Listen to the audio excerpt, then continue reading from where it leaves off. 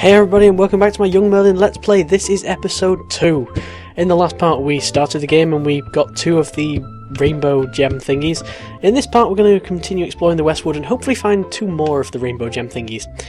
I'm expecting this to be a bit of a shortish episode because, again, the next password place isn't actually that far away. If you come down here and to the right, you'll see a sign towards Pinedale. Pinedale's actually the next area of the game, and is over here. However, if we try going to the right, you'll run into an electric fence, which is a bit weird because electricity wasn't invented in Arthurian times, but, you know, whatever. It doesn't make sense. It doesn't need to make sense. Sense is overrated. Let's go down here. And over here, I love this part of the game. If you walk onto this log, this meanie will go, we'll draw a line on the log and just basically threaten you. You don't want to cross that line, do you? Yeah, whatever, let's do it. So we'll draw another line. And if you try and cross this one, he'll jump on your leg. Yes. I love that meanie, he's awesome. Anyway, if you come over here, you'll see the pond where Chime was. We saw this in a cutscene. If you walk up to her, she will tell you meanies. Trapped in reflection. Reflection. Yes, I already said that one. That way. That way! That's how fairies communicate, apparently, with symbols.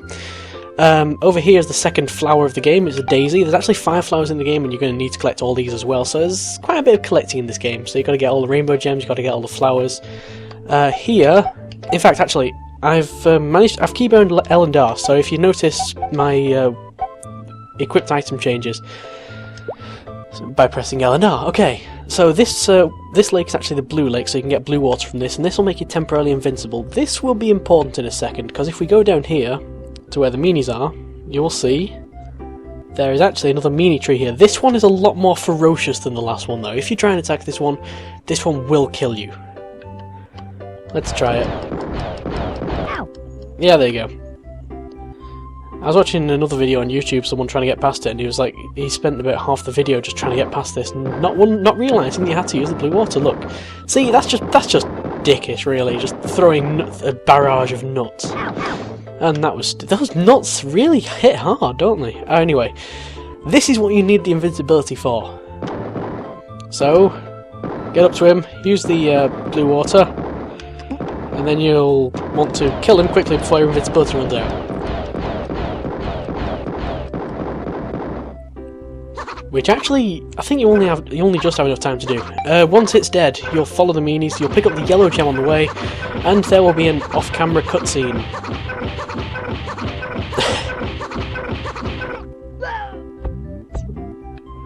So yeah, that didn't go particularly well. Merlin gets thrown back, and if we go to the right, you'll notice these meanies really will not let us pass, and they'll just step on your toe if you try and pass.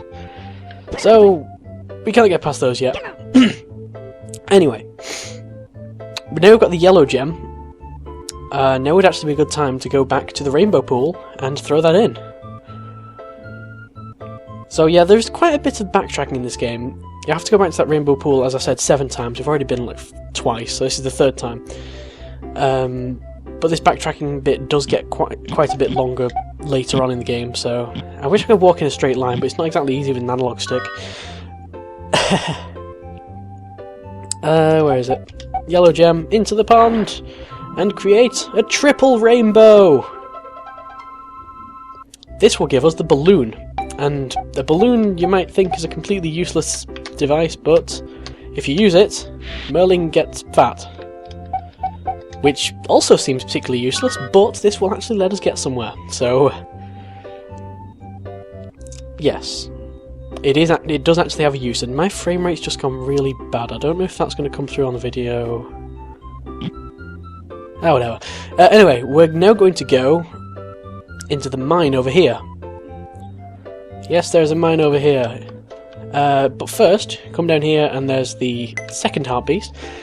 About these heart beasts, there's actually 13 in the game, and if you collect them all, then you get a special reward at the end, which we'll see in the last episode. If you go into Stern's Mine at the moment, it is very dark though, so you'll see in a second. It's very dark, you can't see anything in here. So, you're not going to be able to explore in Stern's Mine very much, so we're going to have to get a lantern before we can go in there. The lantern Fortunately, some kind soul just left one, happened to leave one lying around down here. So this is pretty much about exploring. I'm not sure if I said, this is a very linear game. You have to do things kind of in a certain order. The only real non-linear part of it's the heart pieces, which you can obviously collect or not collect if you want. But that's really the only thing you can collect. There's also an overturned cart here. If you can, we're going to need that wheel on, but you can't get that wheel yet until you get a wrench. Just thought I'd show that now because we're going to pick up a wrench. Probably not in this episode, in the next episode. Anyway, now we can actually see things in Stern's mine. This is Stern's mine, by the way. Stern is a guy we'll meet later. We're going to go pick up another rainbow gem, the 4th rainbow gem, and this place is absolutely massive, and holy crap. You also have no invisibility frames in this game, so if anything hits you, it can hit you straight away again. You have to move the heck away from it. You'll notice this ladder here is broken. So if you try and climb it, you'll just fall down, and that won't work. You need to actually use the balloon, and that'll let you float up the ladder shaft. Yeah, doesn't really make much sense, but whatever. And here is the next gem. These danger things, I'm going to just save my state here and then go through them. Wow, go away. That was MSN. Anyway, if you go through these danger things, you can actually get transported somewhere randomly inside the maze. It's a bit of a horrible way to travel around, and I really don't recommend using them at all. I'm going to show you how to get around the maze without using any of these, so let's just load the state again. And we're going to get out of here. Those danger things also, you also have a small chance of dying if you go in them, so it's really not safe, and it's really unpredictable, and it's really not recommended. So like I say, on my path will not use those. Anyway, we're going to have to go back to the rainbow pond now because we've got the red gem. Let me just get the stun dust out. Frame rate is going terrible, why?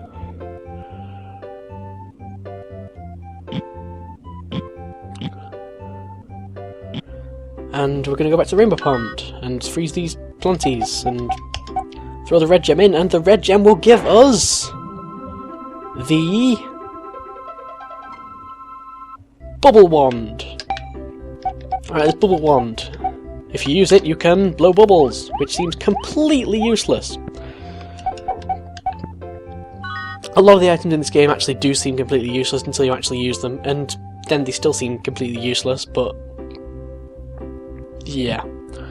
Anyway, we're going to use this bubble wand straight away, and we're coming up to pretty much the end of the episode now, because I'm just going to use this bubble wand and then it's pretty much over. So if you come down here, back to where Chime's pond was, and go back down to the meanie place, get the bubble wand out, we can actually trap these meanies inside bubbles, which makes total sense. If you just keep using the bubble wand, you'll trap some of them, the rest will run away and you can get past them, and free Chime's reflection. Once you've got Chime's reflection, we can go back and put it in the pond. Because apparently to free a reflection from a crystal you need to put it in a pond. And love! Love! She will restore your health to full, and meanwhile she will also fly off and get rid of the barrier to Pinewood. To Pinewood? No, it's not Pinewood, it's Pinedale. Pinedale. I keep calling it Pinewood, I'm not sure. And she'll also show you a bit of Pinewood. Pinedale. Damn it. This is Melody. She is the girl that you were following through the river. I'm not sure how she got out of the river, but she seems fine now, so whatever. And this is her house. Well, it's actually her father's house. She just lives there.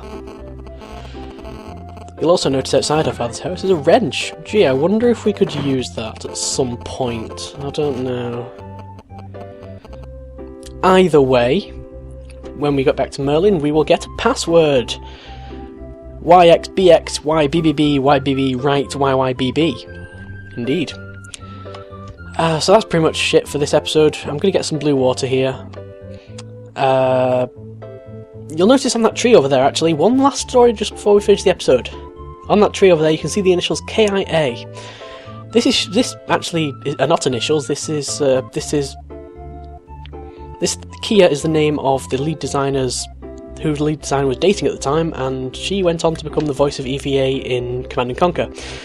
Random fact for you there. Okay, so in the next part, now we've got the password. I'm going to end it off here. We're at about 10 minutes, so that seems about right. We're going to head into Pinedale, and we're going to take the wrench from those people because we want a wrench, and they have a wrench, and we're just going to steal it from them because that's what we do. See you next time.